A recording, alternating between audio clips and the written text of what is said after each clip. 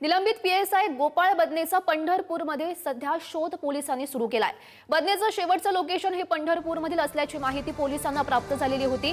पंढरपूरमधील प्रमुख मार्गावरचे जे सीसीटीव्ही आहेत त्या फुटेजच्या आधारे त्याचा शोध सध्या सुरू झालेला आहे। पोलिसांकडून हा शोध सध्या सुरू आहे आणि या सगळ्याचा आढावा घेतलेला आहे आमच्या प्रतिनिधींनी। बघूयात। मधील डॉक्टरच्या आत्महत्या प्रकरणातील जे पीएसआय गोपाळ मदने जे आरोपी आहेत ते फरार आरोपी आहेत ते आता पंढरपूरमध्ये असल्याची पोलिसांना माहिती मिळाल्यानंतर पंढरपूरचे पोलीस निरीक्षक प्रशांत गोडके असतील यांची टीम आणि सातारा पोलीस यांची टीम आता जी पंढरपूरमध्ये असलेले लॉज जे ऐश्वर्या लॉज आहे त्या ठिकाणी तपासणी करताना आपल्याला पाहायला मिळतंय। जो दुसरा जो आरोपी मदने आहे त्याला अटक केल्यानंतर जो पीएसआय गोपाळ मदने आहे त्यांचा सुद्धा शोध पंढरपूरला आल्याची माहिती पोलिसांना प्राप्त झाल्यानंतर पंढरपूरमधील सर्व लॉज असतील हॉटेल असतील या ठिकाणची पाहणी करताना पंढरपूरचे पोलीस आता आपल्याला पाहायला मिळतात। एकंदरीत पाहिलं तर कालपासून या पथकाने शोध मोहीम सुरू केली आपल्याला पाहायला मिळतंय।